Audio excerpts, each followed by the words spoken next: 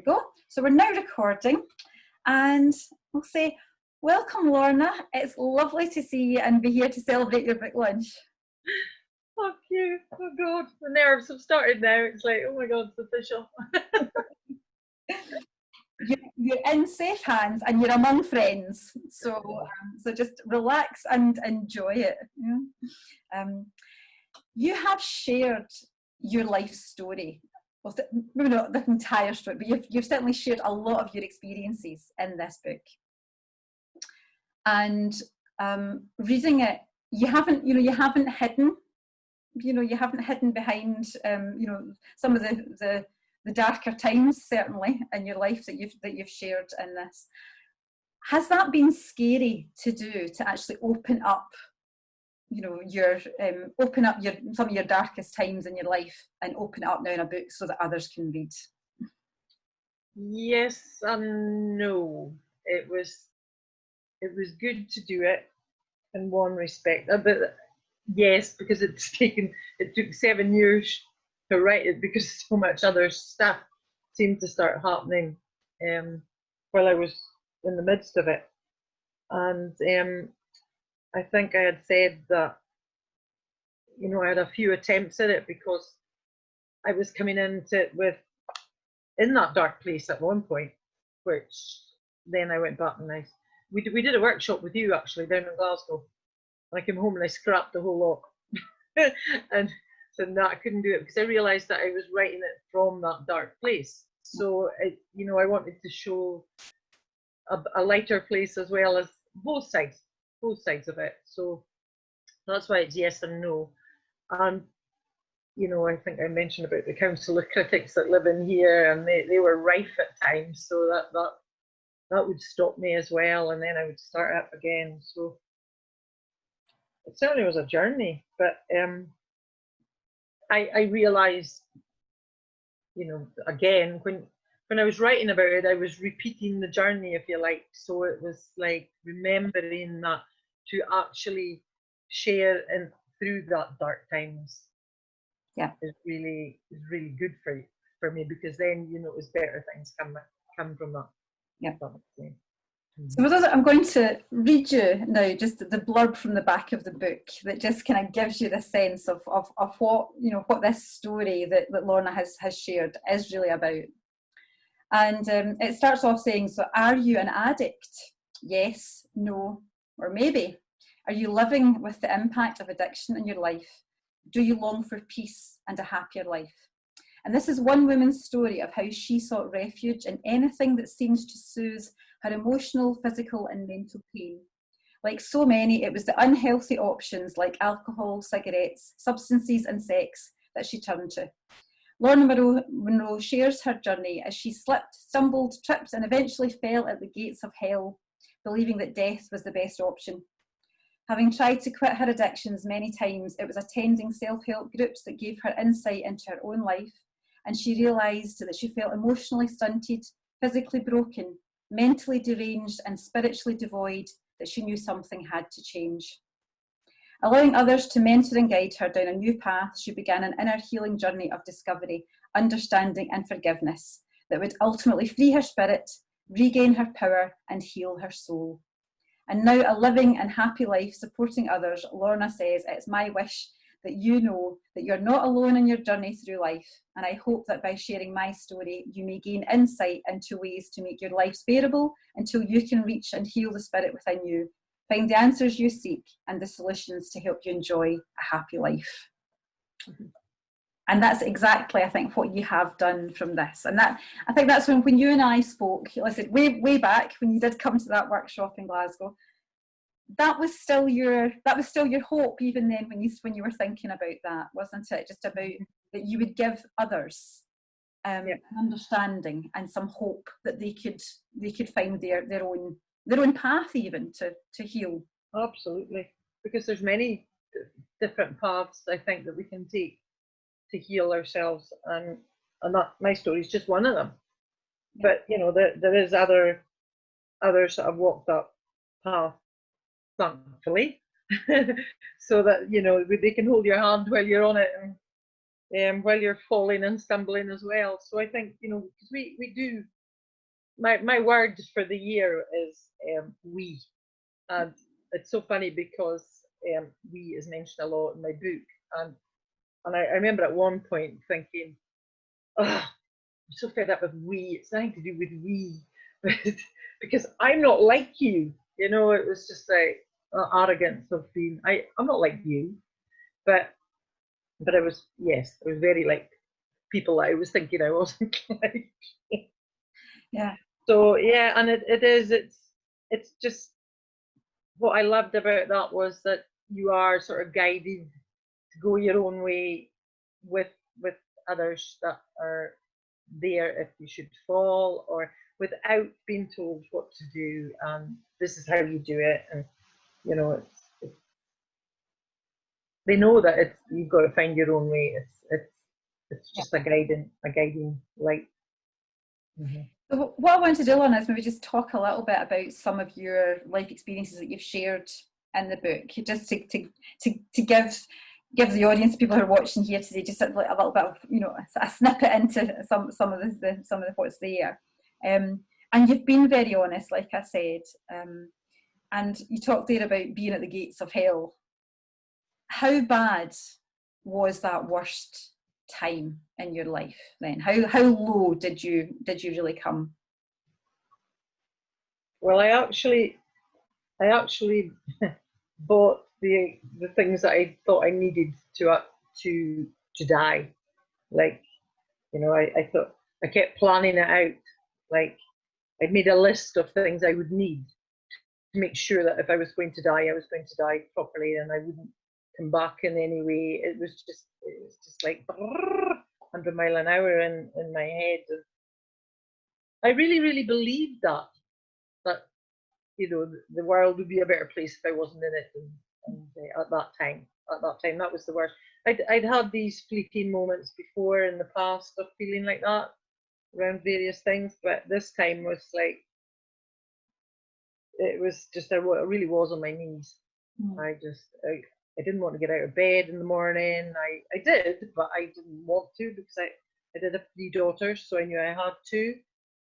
I mean, once upon a time, I'd even thought of taking them with me, which sounds totally absurd right now, but then, you know, I could convince myself that maybe was the right thing to do.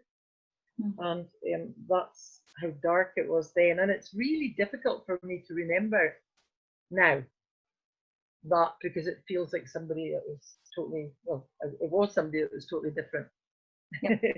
Yeah. That's like you've changed so much, you know. Yeah, absolutely. But I mean, I was on every antidepressant going at that time, and I really also believe that didn't help. You know, there was every couple of weeks I'd be back with the doctor telling them that their medication wasn't working, and I needed something else, because I believed that medication was going to cure me and heal me. But and God love them, they didn't, you know, they did the best they could as well, with this raving woman at the door every few weeks. But yeah, it was pretty dark. Yeah, very dark time.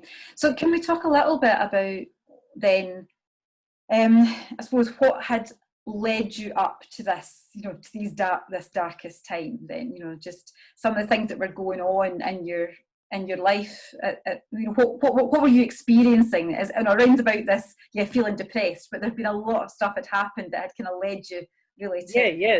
there was a continuation of years of different things, I believe now. But what happened was, I was always a physically active person, and I was involved in a serious car crash, and so I was physically broken. And through that, I became mentally broken. I feel that emotionally, I was probably stunted at a young age, before teenage years probably, and that's, you know, that's just something that happened. And I went into a decline mentally, and I kept looking outside myself for that not to be happening. And became really obsessed with other people, you know, rather than trying to get better myself. And unfortunately, you know, they had their own addictions going on and were emotionally unavailable to help me. They were mentally unavailable to help me, and but I was looking to them for the help. And we were all sort of living together at that time, so it just became a crazy place to be living. And you know, I knew deep within me somewhere that this was not the right thing, the right way to be living. However, so you know, the alcoholics in my life, I just got to the place where you can't beat them, join them, because I was so exasperated, because I was trying to control everything and manage everything. Like, you know, I was superwoman. And I mean, initially I was in a wheelchair and crutches and stuff. So I really did, you know, I fast forward years ahead when I was working in home care, and I really realised how much I actually had needed this home care back after that car accident, and you know, I didn't get it obviously, but mentally it took its toll. It was more mentally, and then still, although I couldn't see it, I didn't know it. Yeah, and that's the way of it. It's like, you know, we until we're actually able to somehow or other see this other version of what's around, we can't really kind of move on and heal. You know, it's there's various steps as we're going to go through a little bit here, talking about the STEP program. But before we get into that, you describe yourself as a highly functioning, sensitive person. So you have been, it's what you've been really all your life, you know, just, and that wasn't always, I suppose, maybe well received then within family and people around you, because how you react to a situation, and because you are sensitive and you're sometimes perhaps even overcome with other emotional situations, things that are there. How does it really, what is being a highly sensitive person like for you? Can you try and describe, you know, for others what it's like then? Well, for me, it was I was always bigger than other people my age, as in height wise. And I think expectations are put on you when you're quite young to behave a certain way, you know. And I was actually a baller. You know, I'd bawl at I still do, bawl at the least little thing, you know. And it unfortunately it's seen as a defect, isn't it, to be highly sensitive, rather than an asset. So and I was very into other worlds as a child, and I don't really remember that, but I remember being told that I was that way. You know, I had an imaginary friends, and you know, so I was sensitive to other things, and I loved it as a kid, because my family were like, some of them were like that as well, and we talk to the fairies, and we'd go looking for fairy rings and things, and that was quite normal for me. But then you know, you're told that you're too old for that. You're too old for that. And because of my height, it was, you know, oh, you're too big to be crying. You don't cry about this. So you start suppressing very young, don't you? And so that sensitivity that gets distorted along the way, and you don't realise that you're highly sensitive because you're told that you're too highly sensitive, and you shouldn't be that way. So you try to hide it, and to your detriment, and eventually. Yeah. And what you were describing earlier then of kind of, like you say, kind of hiding that emotion, then, you know, like pushing it down, trying to keep it inside, it finds a way, doesn't it, to manifest somehow in your life, and desperately try to get out. So.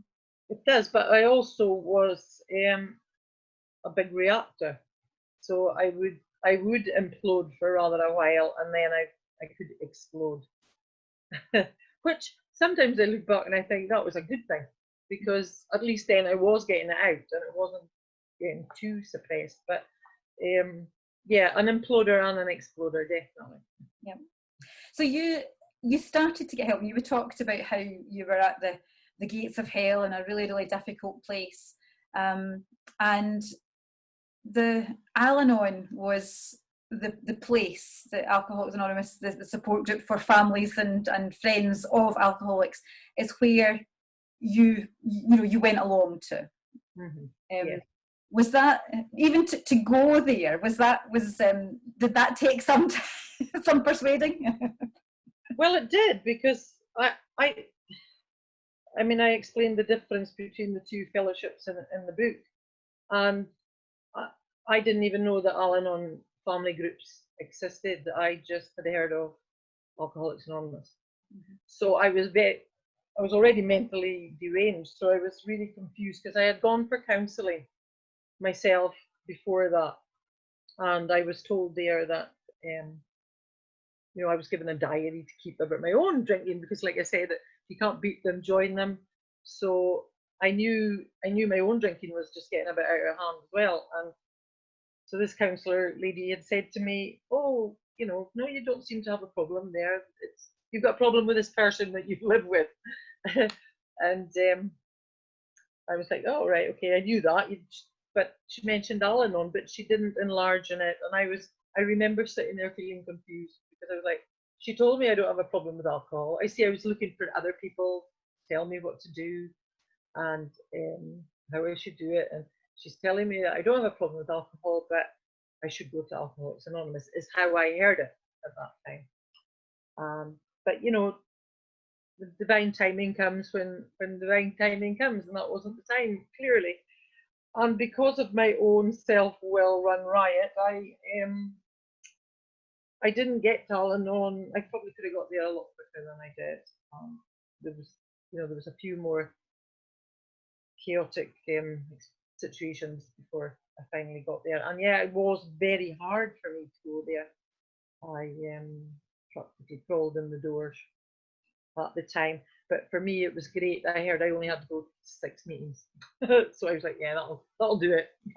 6 meetings and I'll be cured and everything will be, I'll be fine. Yeah, and I think you talk about kind of probably 6 years of kind of like being part of that. 6 years sitting there with a really foggy head, yes. Taking it all in, right enough. And yeah, I mean, within the first year, yeah, there was still big changes in the home. Yeah. And I managed to buy my flat, and when I look back, I always say to people, I'm a slow burner. I'm a slow burner, and it's just what's the word I'm looking for? It's an emergence that's happened rather than a spontaneous thing for me. Yeah.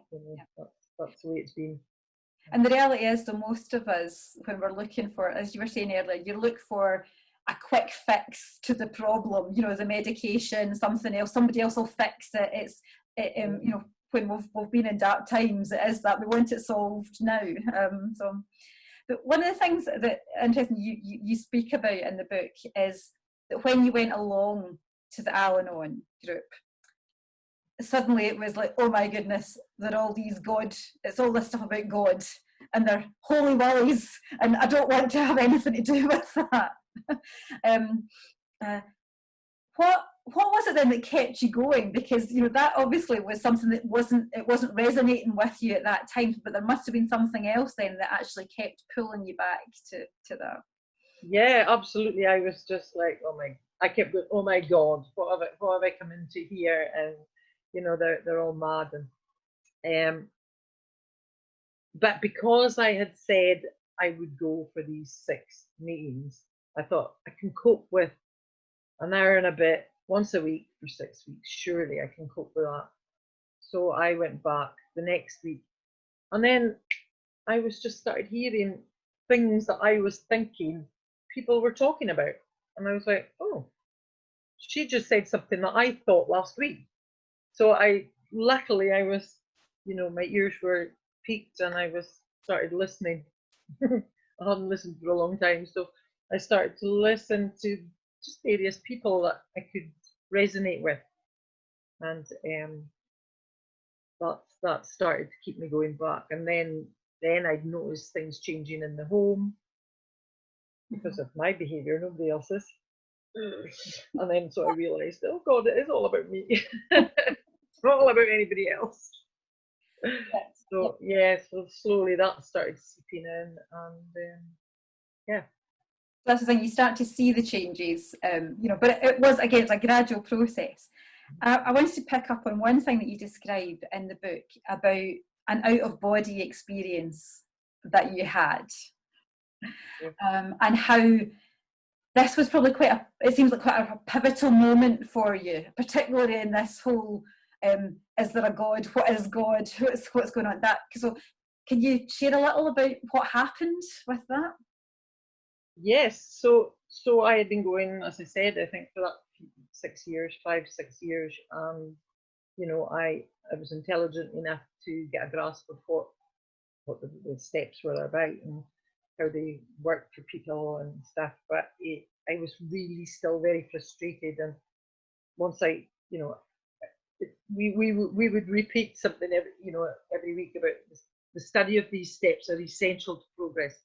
And I'd be like, I'm not studying them. I want to study. I want somebody to help me with this. Anyway, I started that, and when we got to the third one, it was about handing your life and your will over to the care of God as you understand God to be. And things had radically changed, of course, in the home, and I was on my own, and it was just the settings as they talk about in the world of psychedelia, except there was no psychedelia. I was just sitting there on my sofa in my sitting room when I had chilled out music. There had been a lot of violence in this room, and it had taken me a long time to get in a way that I was happy living in it and being in it. And I was just feeling really very relaxed that night, and I had soft music playing in the background. I was just like, oh, this is what it should be. This peace.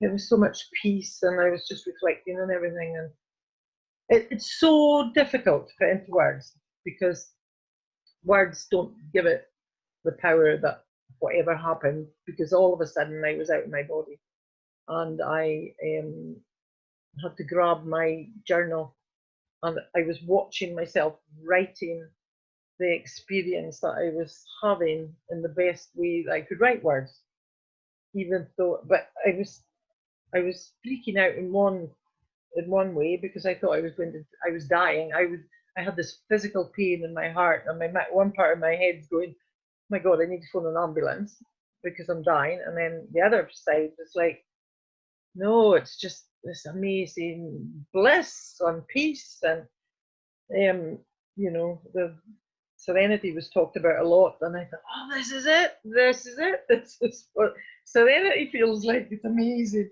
And but it was just, I was just up here somewhere, and I was looking down on myself, watching myself writing, and I even remember thinking, oh God, who's writing that? Who is writing that? Because not me. And and even the writing's not my writing. It just looks so different. It was not. And from that day on, everything changed, and the TV went off, and I started delving into books to try and find out what actually had happened in that moment. And so it started to pull me away in one way from the 12 steps, because I knew there was so much more. But it was just that was the spirit, I think.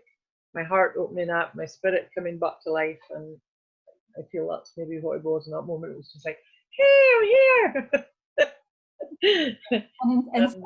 And it's such a very pivotal moment, a very, you felt it entirely, you saw it, and you journaled it as well. So, just an amazing experience, really, to reflect on too. Yeah, it was, and it was like, because I remember phoning my friend the next day and trying to explain it to her, and she just wasn't getting me. And then I found somebody else who actually said something, that she said, "Did you read this book I gave you?" And I was like, "Oh no," because I didn't get the book. I couldn't get it. But I went back and read it then, and I understood it better what had happened, and I realised this sort of thing happened to lots of people. I wasn't that special, but it had been an amazing experience, absolutely. Yeah. And you talked about journaling. it seems to have been a kind of key part, I think, of your life and your learning. Maybe it's just around that. How much do you think that, do you still journal, and how much of an insight does that give you? I think journaling's great. I started with a diary. Somebody gave me a 5-year diary when I was 12, and I started then. I mean, I wasn't consistent, and when I was having my kids and stuff, I was in and out of it. But yeah, I think that's another therapeutic tool for getting what's in you out and just writing about it. And I do journal most days, and then some days I'll have a big spiel and I'll write for ages, and then other days not so much. But I always feel as long as I write something out, I usually write in the morning, and I can write about the night before, or I'll write at night, but mainly in the daytime now. At night, when I was going through the 12 steps, I would do it at night because I was taking a daily inventory on it.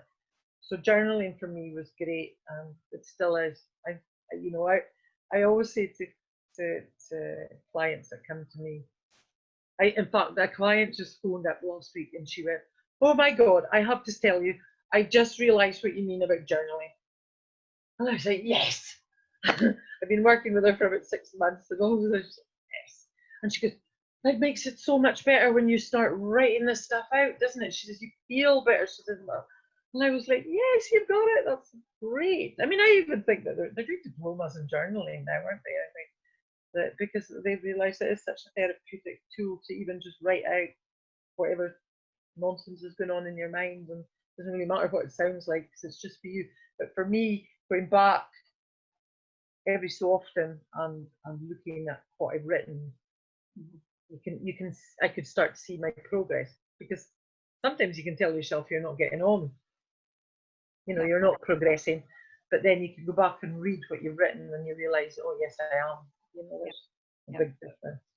I mean, I'm a great fan of journaling as well. I use journaling for the same thing, and like you said, yeah, you can look at the progression, because when you look and you read your language that you've written and what's been happening to you, it's when you start to see things, moving forward. So it's a physical evidence sometimes, like you say, that you don't often notice the day-to-day changes that you're making in your life. But when you've seen that, it's definitely it's helpful. You talked earlier that it probably took, that you did work through the 12 steps though of the program, and that Al-Anon and the AA, Alcoholics Anonymous, are they've got two slightly different 12-step programs as well. Is that? It was adapted. The Al-Anon program was adapted from the AA program. I mean, there's so many 12-step programs out there now for many different things. So they're just adapted to suit.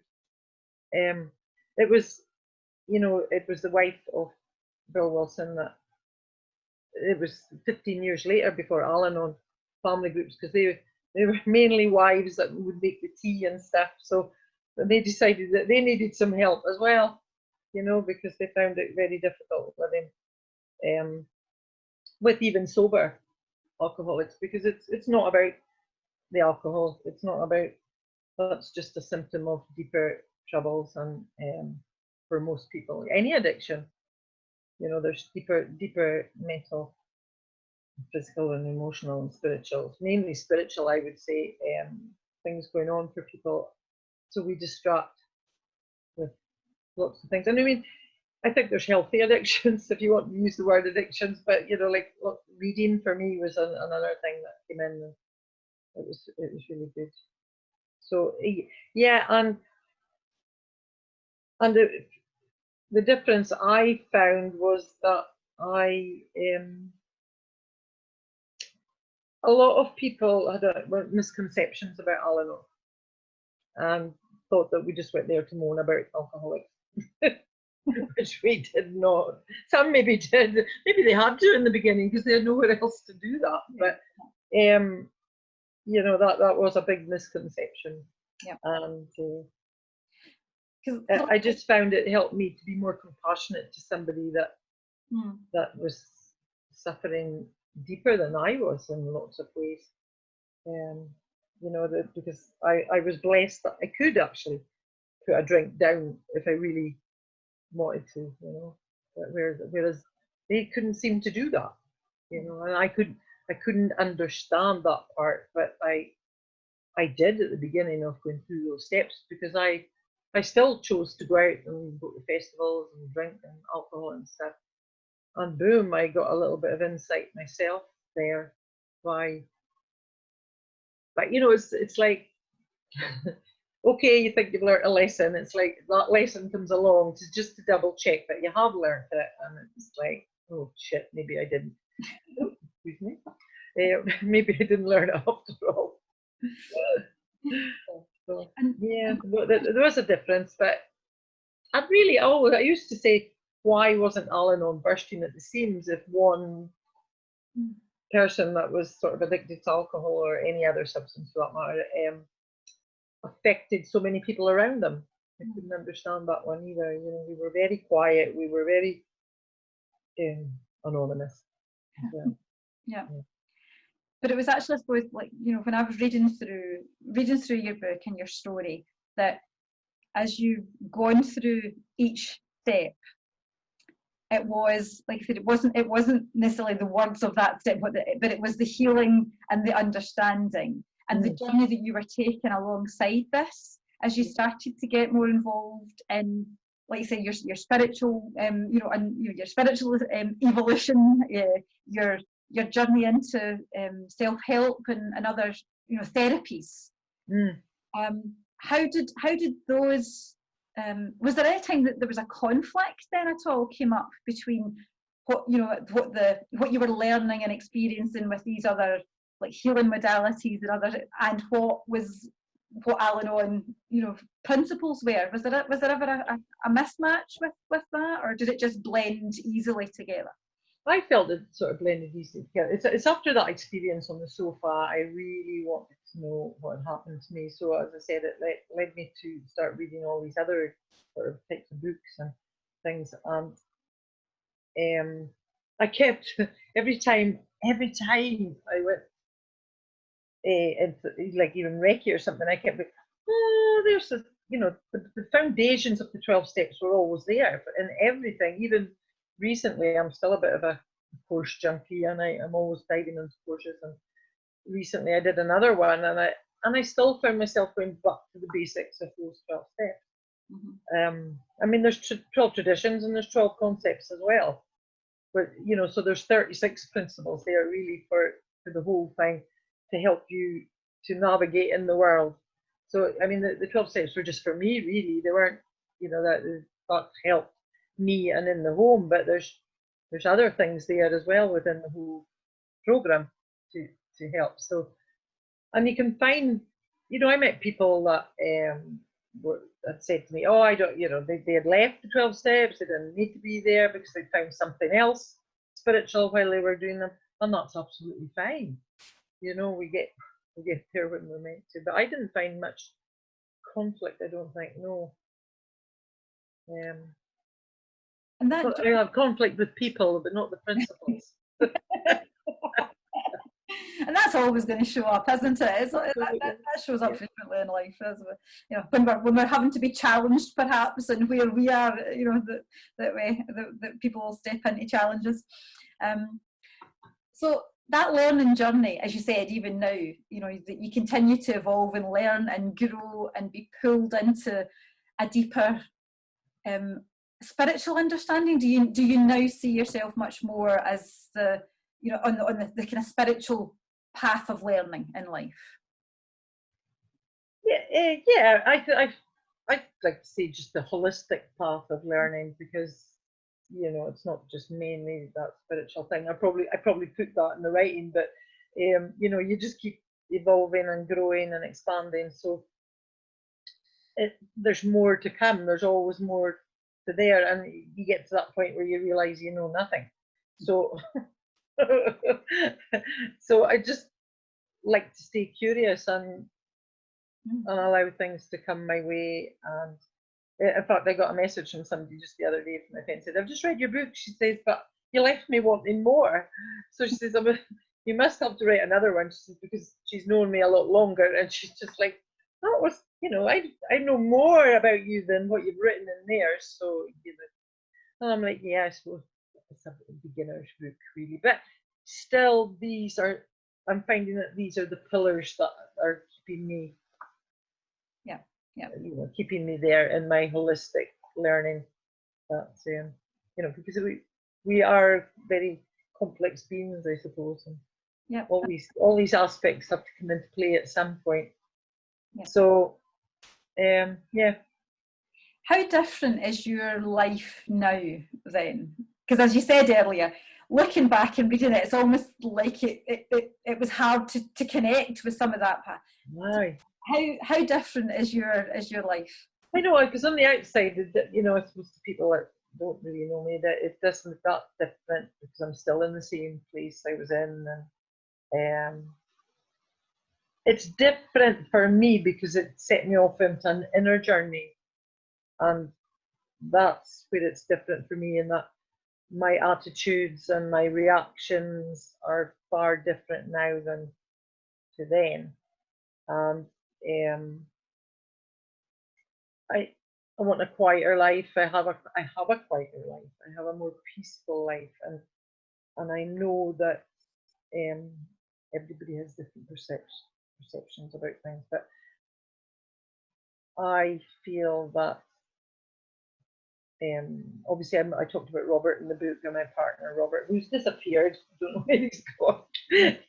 He's probably sick of listening to me talking, and I met him, and we've got a good life. He always says to me, we live like millionaires. We're fine. We live like millionaires. And also the fact that I am my own boss in the working world is lovely. At times it's really, really difficult and stressful. But yeah, it's just different that way. I'm saddened in some ways as well, because I've changed so beyond my family's knowing of me that they can't deal with it, and that sort of saddens me. The great thing is that my daughters and I have got a good relationship today, and that is a massive change, because even while I was writing the book, lots of stuff came up then. So maybe that could be in the second book, because they estranged themselves from me at one point, quite understandably. So when other addictions came up, but their resentments came with that. But luckily we talk about that now, and it's good to be able to be the mum now, and that I wasn't then. Yeah. And they totally understand that.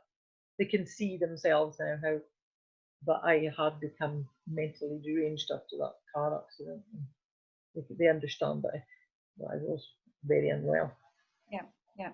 And I suppose that's the thing, isn't it, with understanding and forgiveness and compassion and empathy, that none of us are perfect in life, and we all have things that we go through.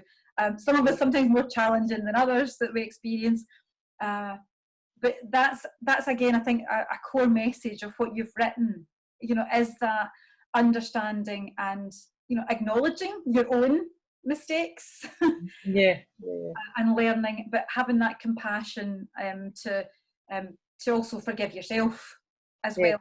Forgiveness is a biggie. So well done, I think, for sharing that as well in your story. I think you've done a great job of sharing, not just because you've written this, it's not a here's how you do it, it's not a tell everybody, like you say, do this. You've just shared your story in a way that I think so many people will identify with, and hopefully then get some comfort and opportunity to reflect a little bit for themselves, and hope. That's the other thing I think from this, is hope. Yeah.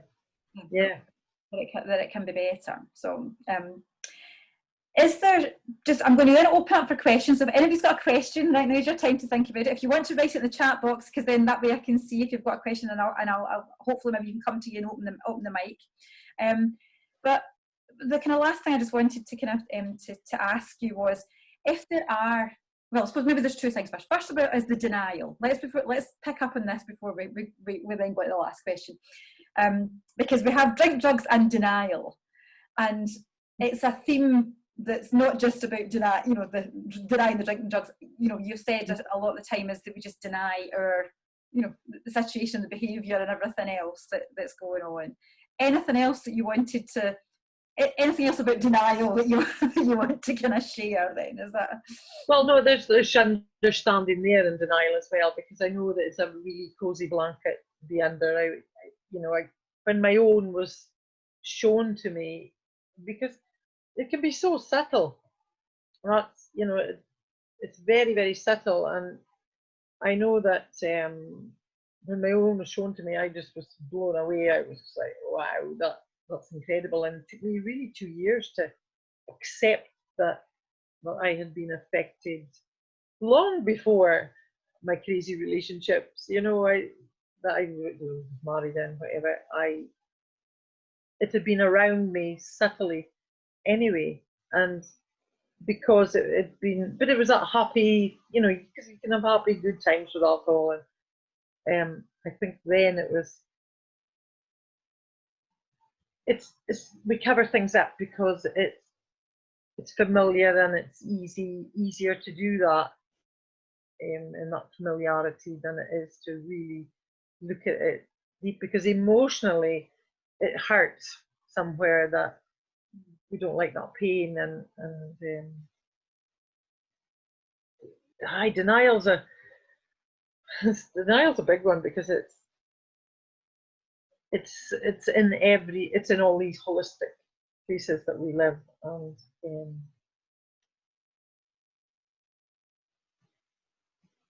I think it's needed in some ways as well. Hope. So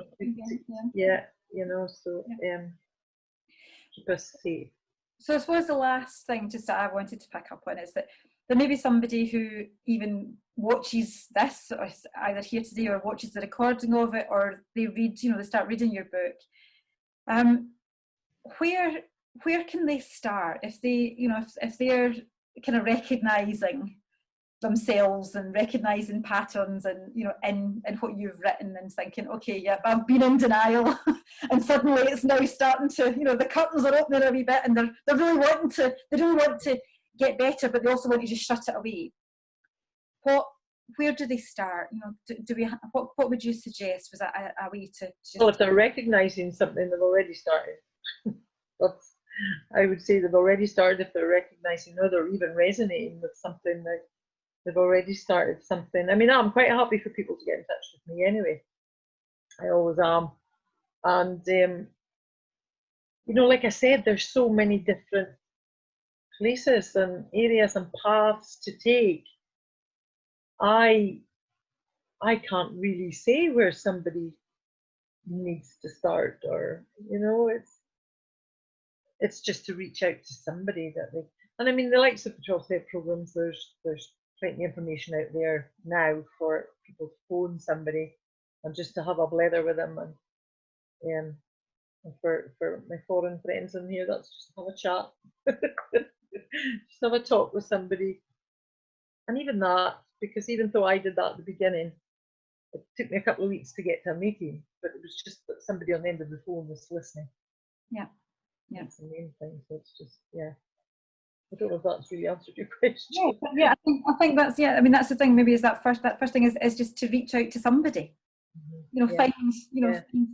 Find that way to have somebody that can talk, that can listen to you, and we all know somebody that we know is going to actually hear us. I do believe that that's not going to tell us, oh, you should do this, or or you should kick him out, or you should leave, or because we may not be in that place mentally to hear that at that point. So Well, Lorna, thank you so much. You've been so honest, and it's wonderful to talk to you and share this with you. I'm just checking, does anybody have a question then? I've just noticed a couple of comments in the post there, but has anybody got a question that if you can just certainly sort of type it in just now. May saying, what now, Lorna? What now, Lorna? Yeah, I suppose, yeah. What now, Lorna?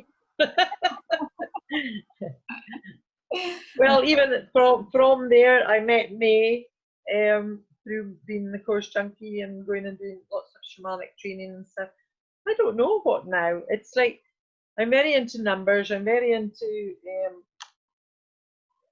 as I said, keeping moving on. And so today, today's date adds up to number one. So for me, a number one means a new beginning. So today's a new beginning, and it's just like you see in the 12-step program, it's a day at a time. So I don't really know what now, May. The future is yet to unfold. That's it. The future is yet to unfold. So you were going to just got great to hear your story, Lorna. Very inspirational. Absolutely, you're a wonderfully inspirational woman. That's definitely something that has been here. You were going to maybe just read a little bit of the introduction to this, just so that because it's always customary at book launches that the author gets to read a little bit of that. And we've just got a few minutes that we can do that, and then once you've done that little bit of reading, what I'm going to do is I'm then going to put us back, open the mics up to everybody as well, so that we can all kind of give you a kind of nice celebratory cheer and say congratulations to you. So be prepared, folks. That'll come after the reading. So yeah. So are you? Oh, somebody said Claire had a lifted hand. Oh, right, okay. Sorry, we'll come back to you. We'll come back to you then, Claire. We'll just we'll let Lorna kind of read that. Okay. Yeah, it's just a little bit of the introduction. A friend of mine had said, I always read the introduction, and if it doesn't grab me, I won't buy the book. So I thought, well, I'll just do the introduction, in case anybody else works that way as well. Once upon a different life, I lived in a small homestead known as a village on a remote northerly coast in the Highlands of Scotland. This was what I would call a real community, a place where everyone would muck in together, one with a beach on either side of the village, rolling golden sands and the Atlantic Ocean with all her differing moods ebbing and flowing to the dunes, and where we would jump down and we'd race to our freezing breaths. I was born in the swinging 60s when a new spiritual revolution was exploding.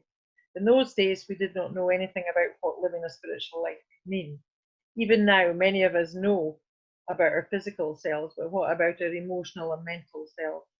Has anyone explained our spiritual selves to us? Growing up, our teachers and the adults in our lives would tell us that they knew what was right for us and what to do and what to think, using the principles and belief systems from their own education, parents, and culture. And the Highlands of Scotland were no exception. It is said in many circles of self-help categories that we are spiritual beings having a human experience.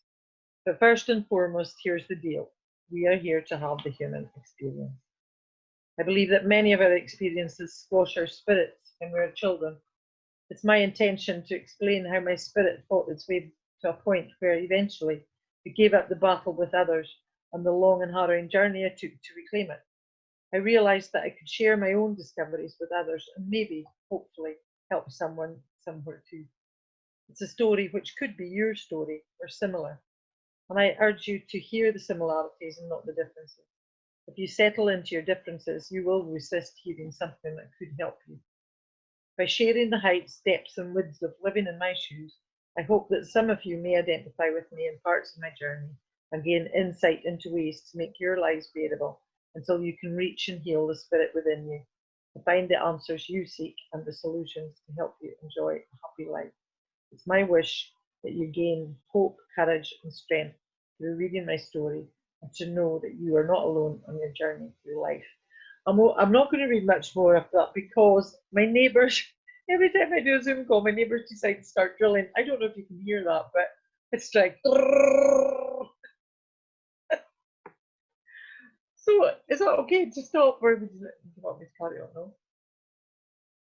I'll unmute myself. I'd muted myself so you didn't hear me in the background. Yeah, absolutely fine. That's thank you though for reading that a little bit. There's just you know, a couple of, one question was, have you plans to release an audio version of your book? You won't believe how many people have asked me that. And I'm actually waiting for a phone call today with a guy in Inverness who's got a recording studio. I've been in touch with him, and so yes.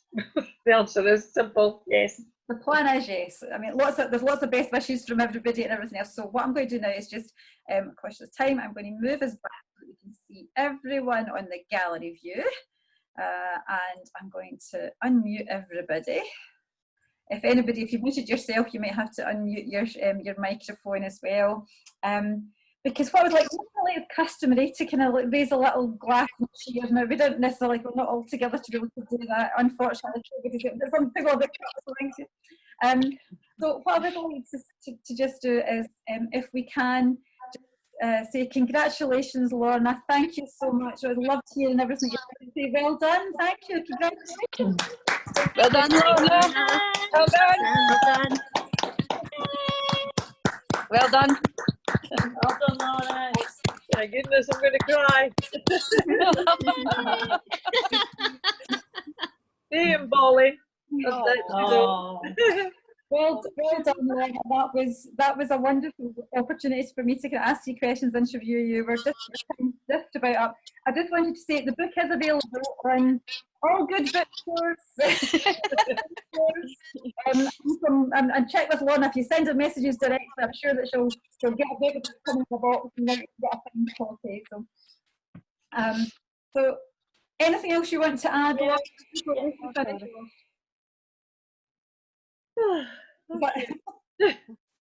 Anything else? Yeah, are you done with this? I just really appreciate everybody coming. I'm really, really happy to see unfamiliar faces and very familiar faces. Thank you. So thank you very much, everybody, for coming and celebrating with Lorna today. It's been lovely to see you all. And yeah, hopefully you might kind of come down with some other of our events and things we've got. But congratulations, Lorna. It's been fabulous to see this. And we'll hopefully see you all again soon. So thank you very much, folks. Thanks, guys. Bye. Thank you. Bye, Bye. everybody. Bye, Lorna. Bye. Bye. Lots of love.